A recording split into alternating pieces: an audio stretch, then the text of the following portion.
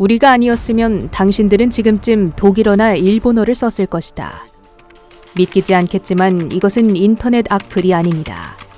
지난 22일 세계 경제의 심장 다보스 포럼에서 트럼프 대통령이 전 세계 정상들의 앞에 던진 말이죠.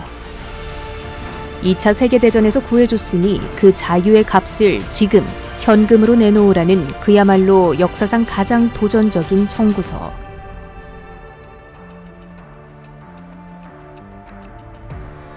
이전에 우리가 알던 점잖은 동맹국 미국은 없습니다. 백악관의 주인은 지구라는 거대한 부동산 매물을 앞에 두고 빨간 펜과 계산기를 든 채 차가운 손익분기점을 따지고 있습니다. 이란의 비명 앞엔 침묵하고 동맹국의 자유마저 철저히 흥정의 대상으로 삼는 트럼프가 설계한 잔혹하고도 새로운 신세계. 정의 대신 입금만이 유일한 규칙이 된 그 장부의 첫 페이지를 넘겨봅니다.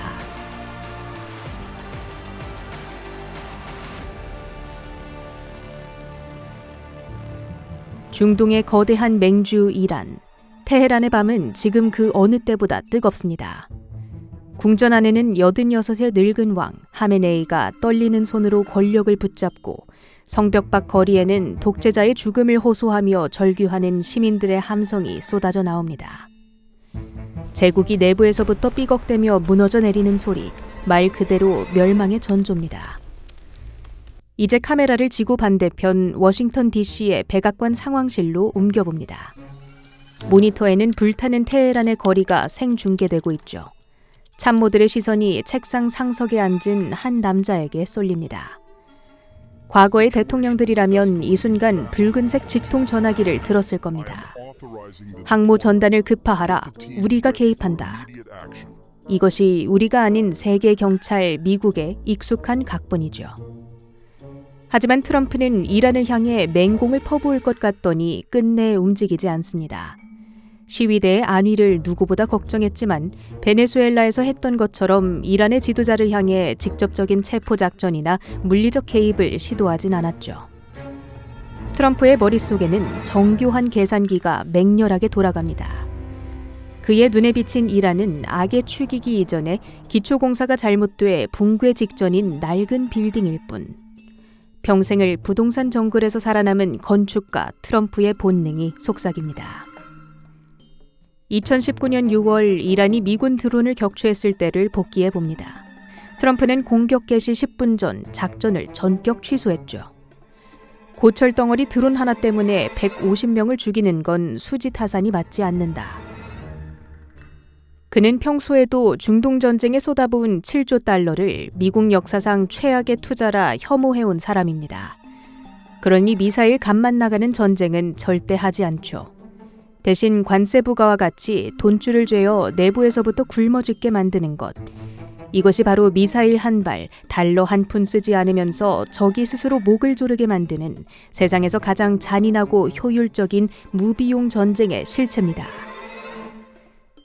워싱턴의 침묵. 그것은 평화가 아니라 맹수가 숨통을 끊기 전 숨을 고르는 전략적 기다림이었습니다. 그렇게 이란이라는 낡은 부실 채권을 쓰레기통에 던져버린 트럼프.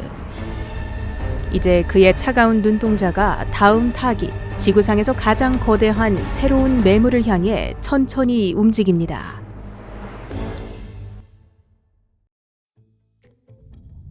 사막에서의 계산을 끝낸 설계자의 시선이 이번에는 지도의 가장 북쪽 끝, 영하 30도의 동토 그린란드로 향합니다.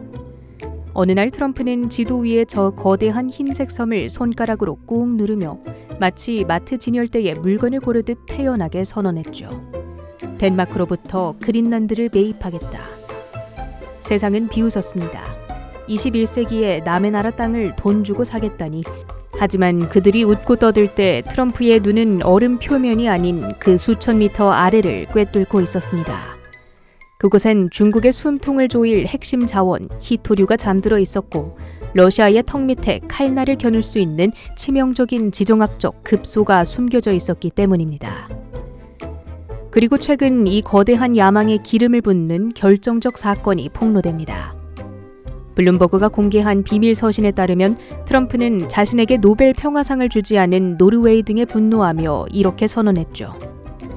당신들이 나에게 상을 주지 않았으니 나 역시 더 이상 평화라는 도덕적 의무에 얽매이지 않겠다. 지난 22일 다보스 포럼 현장, 트럼프는 전 세계 정상들의 면전에 대고 역사상 가장 모욕적인 청구서를 던졌습니다. 우리가 아니었으면 당신들은 지금쯤 독일어나 일본어를 썼을 것이다. 땅을 내놓지 않는 덴마크를 향해 2차 세계대전의 기억을 되새김질하며 은혜를 모른다고 독촉한 셈이죠. 이어 다보스에선 그린란드 거래의 세부 사항이 드러났는데 결과는 소름 돋을 정도로 철저했습니다. 비록 땅 전체를 사는 등기 이전은 못했지만 트럼프는 기어코 원하던 알맹이를 전부 챙겼습니다. 그린란드의 핵심 거점 토지를 확보한 한편 그 아래 잠든 히토류와 우라늄, 구리 같은 막대한 광물의 권리까지 손에 넣었습니다. 여기에 미국 주도의 인프라 투자와 골든돔 배치 계획까지 포함되면서 사실상 러시아의 영향력을 차단하고 미국의 깃발을 꽂은 셈입니다. 방산, 광물, 원전, 인프라, 이 거대한 돈의 물줄기가 어디로 흐를지 트럼프는 이미 행동으로 보여주고 있는 겁니다. 프랑스의 마크롱 대통령은 말합니다. 우리는 언제까지 육식동물들 사이에 초식동물로 남을 것인가? 미국의 스콧 베센트 재무장관은 이를 비웃듯 말했죠. 당신들의 국채와 당신들의 복지, 전부 미국의 안보 우산 덕분에 가능했던 사치다. 이제 그 밀린 구독료를 낼 시간이다.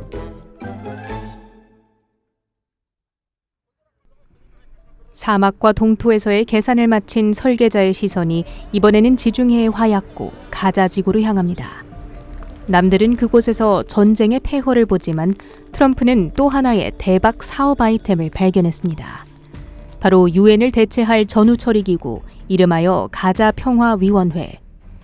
이 조직의 정관, 뜯어볼수록 기가 막힙니다.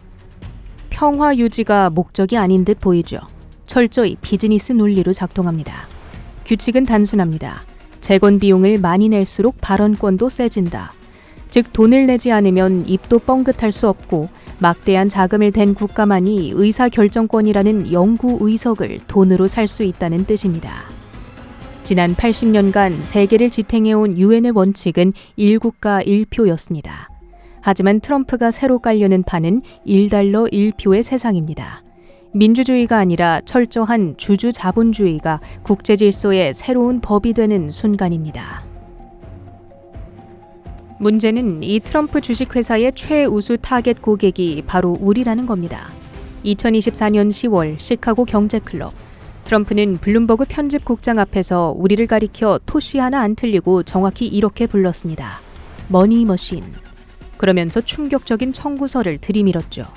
한국은 매년 100억 달러, 즉 14조 원을 내야 한다. 지금보다 무려 9배를 더 내라는 것. 그에게 한국은 혈맹이 아니라 두드리면 돈이 쏟아져 나오는 현금 인출기인 것은 아닐까. 트럼프 대통령은 우리를 향해 말하죠. 돈 안 주면 미군을 빼겠다. 이건 단순한 협박이 아닙니다. 우리 머리 위에 북한이라는 치명적인 위협이 있는 한 요금을 10배로 올려도 우리가 절대로 안보 구독 서비스의 해지 버튼을 누르지 못할 것을 간파한 겁니다. 그의 눈에 우리는 세상에서 가장 다루기 쉬운 충성 고객인 셈이죠. 지난 23일 이재명 정부는 가자평화위원회에 가입하라는 트럼프의 제안을 긍정적으로 검토 중이라 발표했습니다. 정부는 이 입장권을 거대한 협상의 지렛대로 쓰려는 겁니다. 트럼프가 원하는 사업의 초기 투자자로 참여해주는 대신 우리가 그토록 원하던 핵 추진 잠수함과 원자력 협정 개정이라는 빅딜을 얻어내겠다는 승부수를 띄운 것. 한편 스위스 다보스에서 열린 위원회 출범식, 무대 위엔 헝가리, 아르헨티나 같은 친트럼프 성향의 정상들과 독재자들만 가득했고 서방 선진국 정상들은 단 한 명도 보이지 않았습니다. 그들만의 파티장에서 트럼프의 사위 제러드 쿠슈너가 공개한 뉴 가자 조감도. 화면 속 가자지구는 전쟁터가 아니라 해안선을 따라 초고층 빌딩이 즐비한 호화 휴양 도시였습니다. 이것은 어쩌면 평화협정이 아니라 거대한 부동산 개발 쇼케이스로 보여집니다. 하마스를 밀어버리고 그 위에 럭셔리 리조트를 짓자. 여기에 푸틴은 미국이 동결시킨 내 돈으로 가입비를 내겠다며 숟가락을 얹습니다. 전통 우방은 떠나고 개발 이익을 노리는 투자자와 독재자, 그리고 셈법 복잡한 주변국들이 뒤엉킨 이 기묘한 파티장. 바로 이곳이 이제 우리가 국익을 걸고 싸워야 할 냉혹한 비즈니스의 최전선입니다.